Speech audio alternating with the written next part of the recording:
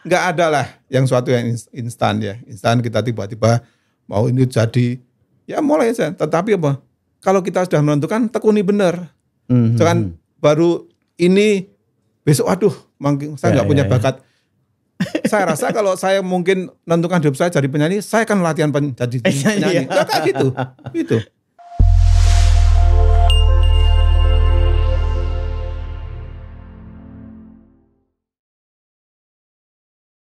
Hey engineer, selamat bergabung kembali di IK TechSide Podcast. Podcast yang akan memberikan cakrawala pandang yang lebih luas terkait dengan dunia civil engineering. Yang tidak hanya sekedar membahas terkait dengan infrastruktur, tapi kita juga akan membahas terkait dengan dunia civil engineering dari segala aspek kehidupan manusia. Pada session kali ini, kita menghadirkan narasumber yang luar biasa, Mas Joko Setianto. Beliau Ketua Umum Diponegoro Entrepreneur Community. Selamat bergabung, Mas.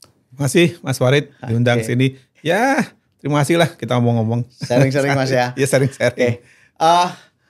Kita sering mendengar istilah entrepreneur gitu ya.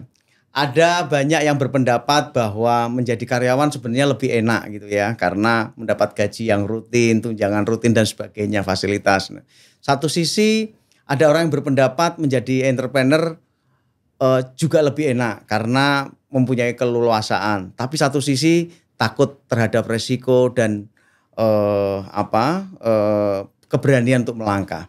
Mas Joko ini kan, Mas Joko Setianto kan mempunyai karir yang cukup lengkap ya, baik di awal pada saat bergabung di dunia jasa konstruksi perusahaan-perusahaan besar seperti PP, Total, kemudian Lipo ya. Kemudian menjadi direksi di BUMD Pasar Jaya, kemudian menjadi ketua Asparindo, membangun Totalindo dan sebagainya.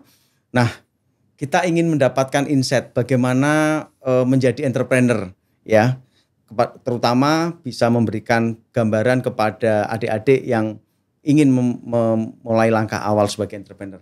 Gimana, Mas? Terima kasih, Mas Farid. Terima kasih nih, selamat pagi nih pada rekan-rekan semua yang nanti akan mengikuti acara ini. Jadi hal sederhana aja ya, entrepreneur ya. Kita maunya hidup di mana? Hidup di mana? Putusan. Profesionalisme itu sebenarnya bukan hanya entrepreneurship ya. Kita mau jadi dosen ya harus profesional. Profesional ya. Jadi pegawai negeri profesional, jadi hakim profesional, jadi polisi profesional. Itu kayak profesionalisme. Itu semua bidang. Semua bidang. Tinggal kita mau kemana. Jadi entrepreneur, kita putusin, kita harus profesional. Apapun yang kita mau, kita jalankan. Nah, kebenaran saya memilih terakhirnya saya harus jadi entrepreneurship. Oke. Wira swasta. Wira swasta ya. Jadi artinya modal utamanya ini adalah keberanian, Mas ya, dari diri kita sendiri untuk melangkah itu.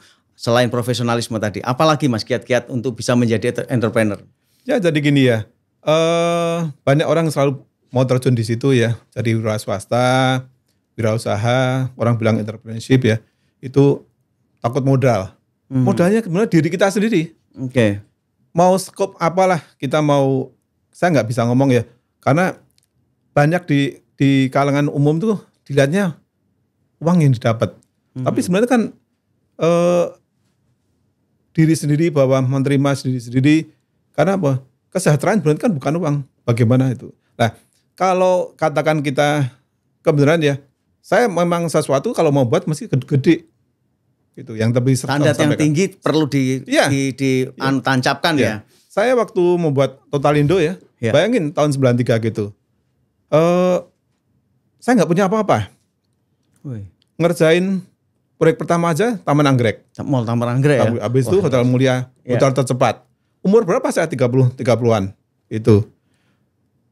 Keluar dari perusahaan yang Mas Farid tadi sampaikan ya. Orang kan mimpi-mimpi, maaf, masuk PP, masuk itu Total, masuk Lipo, perusahaan besar kan? Perusahaan besar tuh. Tapi kan saya punya keinginan bahwa saya bukan hanya sekedar situ. Saya mau besar dengan diri saya sendiri. Oke. Saya mulai. Makanya ya, di Totalindo itu tagline pertama apa? A giant step for the future. Karena saya mulai aja dari langkah besar raksasa untuk ke depan. Ya. Iya. Itu buat itu. Jadi tagline kita gimana? Oh nggak bayar, Ya tergantung diri kita sendiri. Ya, Gitu. Jadi modal, kepercayaan, itu aja. Mas. Oke. Ya kalau lingkungan terus hubungan itu Network harus, pasti bisa, network tuh harus. Dan kepercayaan ya, menjaga nama baik. Kalau saya lihat di entrepreneur Mas Joko ini, kalau dari semua karirnya sudah kelihatan, otomatis networknya yang dulu di perusahaan-perusahaan yang dijalani, otomatis begitu membangun sendiri juga akan ikut juga kan gitu ya, ke bawah ya, karena performance, profesionalisme dan nama baik yang dijaga tadi Mas ya. Jadi gini ya, kalau kita sekali lagi ya mau wira swasta, mau kelas berapa, saya nggak bisa ngomong bahwa saya kok melangkah sekarang, apalagi saya masuk energi ya, dengan besar di luar teknik sipil. Sebenarnya itu semua kalau kita wira swasta ya, semua apapun yang peluang kita jalankan, kita tekuni, masuk. Gitu. Terus bagaimana kita tahu bahwa bidang ini belum kita kuasain? Saya yakin orang banyak, ahli-ahli banyak, ngapain kita bingung-bingung? Nah, sekali lagi bahwa bagaimana kita di lingkungan kita dipercaya, itu penting sekali. Penting sekali. Jadi ayolah mungkin adik-adik ya yang mulai baru lulus bagaimana, mulai aja katakan kecil ya. Orang bilang atau membuat bakso kecil gitu. Karena apa? Saya sebagai ketua Asparindo, Asosiasi Pengembangan Pasar Indonesia, itu melihat ya, itu sebenarnya memberikan pelajaran saya luar biasa. Beberapa pedagang yang di Tanah Abang, itu dulu kaki lima itu. Saya cuma mikir, kok ada pedagang bisa beli kios harga 2 miliar yang cuma 4 meter persegi. Itu dari mana nih? Mereka ternyata saya gali-gali itu kayak gitu. Jadi mereka mulai aja. Itu berani melangkah tadi ya, pelajaran, pertama itu pelajaran yang itu. Jadi yang mungkin adik-adik nanti ya, yang baru lulus bagaimana, mau gimana berkarir deh. Mau kalau entrepreneur, ya jalankan, dimulai saja. Mau jadi dosen, bener-bener itu, terus sekolah lagi, jadi profesor. Ya gitu aja. Jadi itu yang. Nah Mas Joko, sebagai Ketua Umum Diponegoro Entrepreneur Community ini kan begitu banyak jenis-jenis klaster-klaster kewirausahaan yang Mas Joko dan teman-teman sedang jalankan ini. Nah kira-kira apa ini Diponegoro Entrepreneur ini akan dibawa kemana sih kira-kira? Jadi gitu ya. Ini sebenarnya itu bukan perundungan diri bagaimana. Saya itu kan mungkin, maaf ya, saya bicara di Undip itu kan mungkin terbanyak kali ya. Ya sudah sering lah kuliah tamu dari alumni. Moga-moga saya bukan menghitung nomornya banyak apa enggak, tapi saya banyak sekali lah gitu. Jadi saya kepingin, nah terus katakan ya, ini saya melihat bahwa saya selalu sampaikan DNA universitas itu apa sih? Itu kita harus tahu. Universitas itu harus bawa kemana nih? Masing-masing ya. Oh, memang kuat kita di politik. Di politik kan kuatin. Di industri. Atau di apa? Saya melihat ya, Undip ya, itu beberapa konglomerat di Indonesia, itu dari Semarang. Gitu. Jadi, Oitongham, konglomerat pertama di Indonesia, itu dari Semarang. Tidak mungkin ya tiba-tiba kok nggak di kota lain, kok di Semarang. Itu pasti ada suatu. Nah saya melihat ini, kita nggak bisa ya, kita mau sama dengan alumni lain masing-masing ya punya. Kita harus merumuskan apa. Nah saya lihat potensi luar biasa. Banyak teman-teman ya, saya kapan itu waktu di IC keliling dari Jakarta, Jogja, Solo, Salatiga, ada salah satu, saya lupa namanya tuh, dia komunitasnya tentang program-program komputer. Saya pikir dia anak elektro. Saya tanya apa? Dia lulusan sastra, saya lupa namanya itu. Dan anak buahnya ya, malah engineer dari Universitas yang dikenal luar biasa itu. Jadi saya tanya dia, nah inilah kayak gitu. Entrepreneurship jangan melihat bahwa si ini ilmunya ini mesti jadi ini ilmu, bukan. Kita mau kemana? Itu. Nah kadang-kadang sebagai entrepreneur muda itu kan ada rasa kekhawatiran kalau gagal ya, karena baru merintis. Nah, Mas Joko pernah mengalami kegagalan nggak? Dan kira-kira bagaimana kalau gagal itu supaya kita bisa bangkit? Saya rasa kalau kehidupan gagal ya saya mau aja. Mas Farid sebelum punya istri kan juga pacaran dengan orang lain. Kan gagal tapi juga ya. terakhirnya saya juga sama juga itu. Tapi kan terus kita frustasi terus kita nggak nikah enggak. Nyari pacar lagi kan gitu, kira kayak gitu lah. Kira gitu. Gitu ya. Ya mulai aja sama aja. Nggak ada lah yang suatu yang instan ya. Instan kita tiba-tiba mau ini jadi ya mulai aja. Tetapi apa? Kalau kita sudah menentukan tekuni benar. Jangan baru ini besok aduh saya nggak punya bakat. Saya rasa kalau saya mungkin menentukan hidup saya jadi penyanyi, saya akan latihan jadi penyanyi. Ya kayak gitu. Gitu. Kalau perlu jatuhnya 3 kali, bangkitnya 5 kali gitu ya. Kemarin Mbak Ida Parwati juga ngomong gitu. Jadi ini DEC siap mental ya, sudah biasa berani gagal juga berani bangkit ya gitu ya. Oke, Mas Joko terkait dengan tantangan ke depan ya dunia teknologi ya, paling tidak entrepreneur itu juga harus siap untuk mengikuti perkembangan teknologi. Nah, Mas Joko, menurut Mas Joko bagaimana dengan perkembangan teknologi yang sekarang terutama di dunia entrepreneur yang beraneka ragam sekarang? Jadi gini ya, kemudian saya kan ketua Asparindo, Asosiasi Pengelola Pasar Indonesia. Pengelola pasar ya. Tahun 2018 acara saya dibuka oleh Pak Jokowi, judulnya sudah digitalisasi pasar rakyat. Digitalisasi pasar rakyat. Gimana bentuknya itu Mas? Nah gini ya, ini sekali lagi ya saya nggak ngomong ya, oh Cina apa gimana. Saya selalu kalau memberikan kuliah umum atau tadi bicara ya, jangan lihat sukunya apa-apa. Oh Cina, oh asing. Ya. Saya nggak suka gitu. Saya lihat ke sana ya. Saya kan karena apa? Saya tuh ada kerjasama dengan CAWA, China Agricultural Wholesale Market Association, Asosiasi Pasar Indonesia. Pada waktu saya tekenan ya, sebelum tekenan, saya kan sering diundang ke sana. Pasar-pasar tuh, ya kayak Indonesia tuh sama. Beberapa lama, gila nih. Pasar induknya tuh, gate-nya pun udah truk yang datang itu kebuka. Langsung buka sendiri ya. Saya yang buat pasar induk Kramatjati. Kan nggak kepikir dulu pasar induk Kramatjati. Makanya kalau di pasar-pasar itu kalau digitalisasi, itu tidak ada kelebihan pasokan. Iya. Contohnya deh, di bulan apa pasar induk Kramatjati ya, itu pasokan melon deh kebanyakan. Kalau di digital ya, melonnya datang dikirim lagi ke Cirebon, padahal melonnya dari Jawa Tengah. Ya, saya digital. Terus cara bayar. Oke. Terus yang lain-lain lah. Kita harus ngikutin itu. Nah, teman-teman pada waktu acara Pak Jokowi, itu teman-teman dari Tanah Abang saya undang. Memang mereka udah lama-lama lah. Mereka saat ngomongin dulu, Pak Joko masih jalan lah. Kayak nggak perlu lah, mereka nggak perlu. Baru belakang ini datang ke saya. Ribut sama TikTok. Saya bilang dari kemarin-kemarin saya tuh tidak ahli atas digital, tetapi mengantisipasi ini penting sekali. Apalagi pemangku jabatan, apalagi Menteri Perdagangan itu harus membawa benar. Nggak bisa kita. Nggak bisa dilawan kaget teknologi. Gitu. Iya, nggak bisa harus lah. Kita ikuti gitu ya. Gitu. Jadi bahwa sekarang mall-mall yang pasar-pasar yang saya bangun ya, saya kemudian Tanah Abang Blok A, BFG, Majestic Blok M. Pasar Kramatjati gede-gede yang bangun saya, direktur pasar saya. Bahwa kan elektroniknya hilang ya. Itu. Jadi kemana?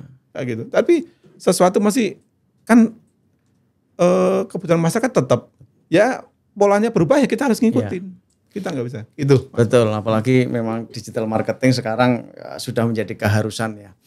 Nah, satu sisi banyak orang yang pesimis juga Mas Joko terkait dengan saat berganti digitalisasi ini, pasar-pasar tradisional khawatir kekalahan kalah gitu ya dengan market online gitu ya. Tapi kan di dunia nyata kita ini semuanya masih bisa berjalan, running well. Indonesia terbukti masih bisa bertumbuh ya, pasar-pasarnya juga jumlahnya juga makin banyak dan bagus-bagus kualitasnya gitu. Mas Joko melihat hal ini, fenomena ini bagaimana Mas? Gini ya. sekali lagi yang saya sampaikan, tidak semua komoditas bisa dikalahkan di digital. Karena yang fresh market ya itu nggak bisa. Nggak bisa ya. Pasar yang di anggota saya ya di pasar Tanah Tinggi ya. Maaf ya, itu sekarang hari ini ya itu omsetnya ada antara 43 sampai 46 miliar per hari. Per bulan berapa triliun tuh? Setahun berapa triliun?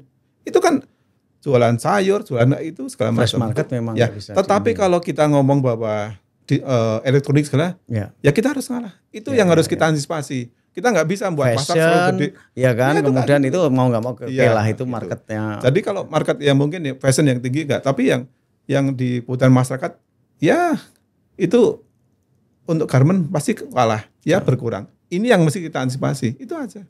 Hidup kan apa? Mereka kuenya kan masih banyak yang harus bisa kuenya sebenarnya sama dan tumbuh, tapi caranya dagang beda. Lah caranya kita harus ngikutin dagangi bagaimana. Nah, dunia pasar apalagi Mas Joko tadi diulas lebih banyak ya. Padahal kan pemain-pemain pasar itu identik dengan pasar yang ya usaha para wirausaha yang kecil ya, UMKM, kemudian kotor dan sebagainya. Sekarang perkembangannya kan sudah beda ya. Nah, Mas Joko punya pandangan terhadap optimisme terhadap dunia pasar dan UMKM kita ini bagaimana, Mas? Saya rasa gini loh, yang saya sampaikan tadi ya. Jadi digitalisasi itu udah sesuatu keharusan. Gak bisa dilawan ya itu. Di bidang-bidang apa yang bisa kita kuat ya. Katakan deh UMKM perajin tahu tempe. Mau digital apa ya kayak gitu. Kayak gitu ya. Ya kan gitu. Gitu kan tetap. Ya. Itu jadi kita tuh jangan terlalu tuh terlalu takut gitu. Juga ya. Ya. Siman di mana yang kita kuat ya. Indonesia itu kan harus tahu kita kekuatan kita juga di mana. Oke. Ya di Menteri Perdagangannya, di di KKP. Saya kan kebetulan saya kan main ikan juga ya. Nah, saya singgung ini ya. UMKM sebenarnya kan nelayan kan banyak UMKM tuh. Iya nelayan. KKN Laut Indonesia kan luar biasa. Ini saya nyinggung dikit ya. Kan ngomong buat ketahanan pangan. Kita tuh 2/3 lebih tuh laut. Betul Mas. Yang dikuatin darat terus gimana? Iya. Saya juga sudah 6 tahun Mas punya, tapi udang faname saya Mas di Purworejo sama di Kendal gitu. Bahkan kerjasama dengan lapas terbuka saya waktu itu lahannya. Ternyata memang ceruknya masih banyak sekali yang bisa dimainkan lah di situ. Nah Mas Joko, DC kembali ke Diponegoro Entrepreneur Community ini Mas ya. Begitu banyak teman-teman kita yang entrepreneur yang bergabung. Nah, bagaimana Mas Joko bisa memberikan semangat atau kiat-kiat bagaimana teman-teman bisa berkolaborasi nih. Begitu banyak tapi supaya bisa selain industrinya sendiri entrepreneurnya dia sendiri berkembang. Nah, bagaimana menyatukan visi kemudian supaya bisa lebih tumbuh lagi bagaimana Mas? Sekali lagi ini bukan ngomongin jangan-jangan nanti dipikir saya terlalu sombong ya. Enggak lah. Dimanapun ya. Apapun itu pemimpin. Oke. Pemimpin. Mau negara ini dibawa kemana pemimpinnya? Ya satu orang itu. DC ya satu. Saya ya. All out kayak gitu. Mungkin kalau saya nggak ngasih contoh ya. Maaf ya. Kantor saya nggak gede. Teman-teman mau buka kantor di saya. Rumah kan nggak bisa jadi kantor. Silang. Kan saya jalankan. Ya kayak gitu. Kita tuh harus jangan ngomong cuman tadi memberikan kontribusi. Saya melihat bahwa Undip itu orang yang banyak ya, yang terjun di UMKM banyak sekali. Saya kepingin tali temali. Sebenarnya itu bukannya itu. Saya kan ngomong teman-teman di kedokteran. Ya. Itu buat klinik kehidupan kita ke depan ya. Jadi bisnis itu bukan hanya itu ya. Itu makan, pendidikan, kesehatan. Ya. Lah saya nggak tahu tuh teman-teman kayak gitu.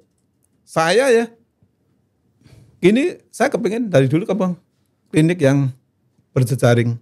Saya ngomong semua itu bisa diadakan, dijalankan ya. Tinggal kita. Saya akan membuat ya teman-teman udah buat bagus tuh. Klaster tentang kesehatan, klaster tentang properti, klaster tentang UMKM segala macam ya. Itu klaster tentang hukum. Ya macam-macam. Jadi DEC itu saya bilang dimulai saja lah. Kalau nggak dimulai kan kita nggak tahu. Tambah tuh evaluasi terus itu. Ya kurang sini kurang sana, nggak ada sesuatu yang langsung jadi.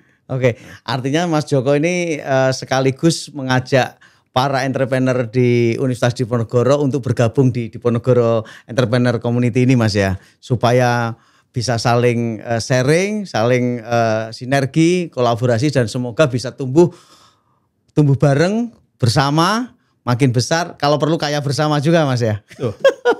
Itu sebenarnya gini ya, masalah kaya Bang. Sekali lagi ya, saya tidak melihat itu kaya apa enggak ya.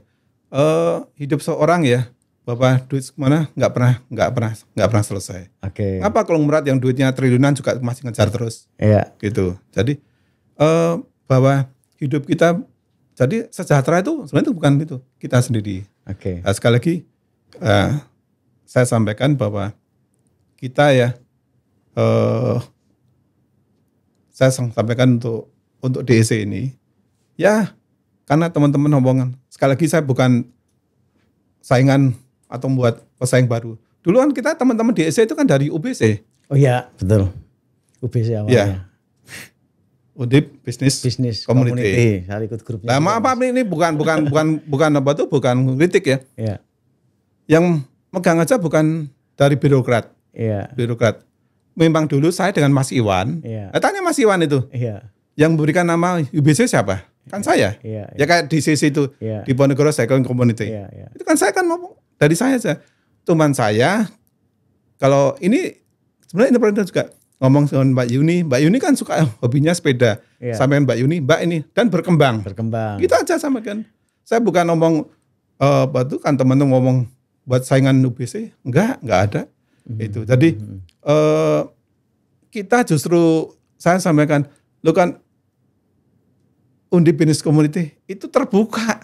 Iya. Jangan orang sekarang bilang ordal orang dalam. Artinya sekarang nggak perlu orang dalam lah ya. Nah, justru ini bagaimana bergabung di DEC itu nggak susah ya kan? Ya memang yang penting memang punya semangat yang sama untuk membangun kewirausahaan gitu Mas ya.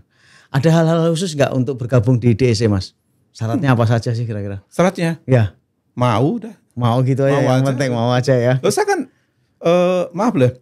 Saya sebenarnya kan udah angkatan tua kan. Saya tuh udah lansia nih. Iya. Yang datang ya. Tapi kan pengayom nih biasanya emang yang matang dulu ya. Mas. Gitu. Saya bukan sekali lagi bukan ngosok ya. Maaf loh. Ya.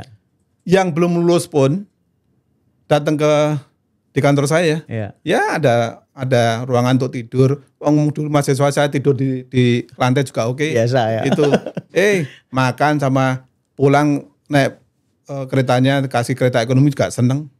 Ya kayak gitu. Kalau saya nggak ngelatih gitu gimana? Bahwa dia nanti itu dulu saya datang ke sana, gimana? Itu jadi saya apa?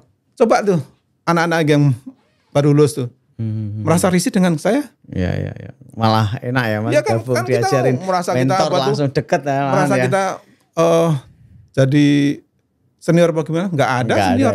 Entrepreneur nggak ada senior, tua muda ya pada. Sama aja ya. Ya yang muda-muda dengan saya kan santai-santai aja.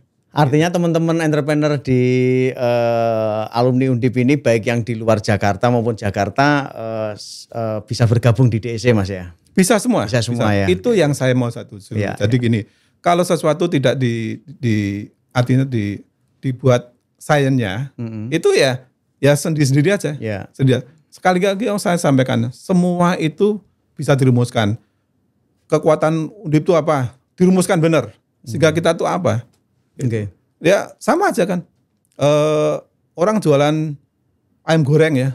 Ayam goreng. Di situ juga jualan es. Ya. Tapi jualan apa? Malah ada majalah segala macam di lingkungannya gitu. Ya. Oke, sebagai closing Mas, sekali lagi terutama untuk engineering muda ya Mas ya, yang mau merintis bisnis baru, secara umum tips dan triksnya bagaimana Mas ya, supaya ada keberanian tadi ya, untuk entrepreneur yang masih baru melangkah. Ya, jadi ini sekali lagi ya, ini kan pengalaman pribadi ya. Ya. Ngapa dulu Kak, teman-teman kan pada tanya, kok kerja di PP yang tahun Sudah gitu kan perusahaan maaf besar, bro, ya. masuk susah, Susah, ya. terus di prestis lah. Total, Ya. terus di Lipo, Lipo kayak gitu. Saya melihat bahwa ya maaf nih, moga-moga nggak menyinggung siapapun ya. Di plat merah kan saya lihat feudalismenya luar biasa. Ya. Saya bilang apa-apaan nih, ngomong apa gitu, gitu. Tapi saya kan nggak nentang ya, cuma lihat aja apa nih kayak gini. Dengan atasan, ini kan kerja, bukan hasil kerja, bukan kita mesti nunduk-nunduk. Iya. Ya saya diomongin bahwa saya tidak punya sopan santun. Saya nggak tahu artinya sopan santun dan kerja itu. Oke. Terus ya ini saya cerita gini ya. Ya. Terus biar tahu ya. Di Total ini kan saya selalu terbuka. Saya sampaikan di catering besar gitu. Ya maaf nih, sekali lagi saya kan bukan raspo gimana. Saya ngomong waktu itu di dirutnya Pak Kemasa ya, sekarang almarhum. Saya sebenarnya, Pak Ko maaf ya, kulit saya yang hitam kayak gini jadi direktur kira-kira bisa nggak, kapan nggak ya? Bisa nggak? Karena anak-anak yang kemarin pada masuk udah ngelewatin saya nih.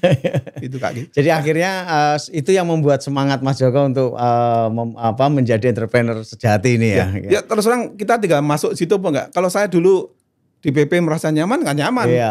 Plat merah. Iya, Di Total, maaf, gajian berapa? Terus masuk Lipo, gaji lebih tinggi lagi. Iya. Tapi saya lihat bahwa setelah masuk Lipo, oh perusahaan segede ini ternyata duit juga punya duit orang lain. Iya. Mengapa saya tidak bisa gitu?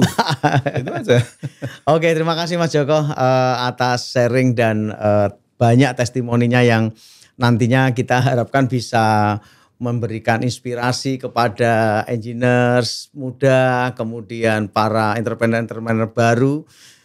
Mari bergabung dengan DEC yang begitu membuka pintu yang lebar pada para wirausaha pemula, baik di Jakarta maupun di luar Jakarta. Dan jangan lupa subscribe, like, and comment IKA TechSide Podcast. Terima kasih IKA TechSide Podcast, inspiring new insight. Luar biasa loh nih. Terima kasih Mas Joko.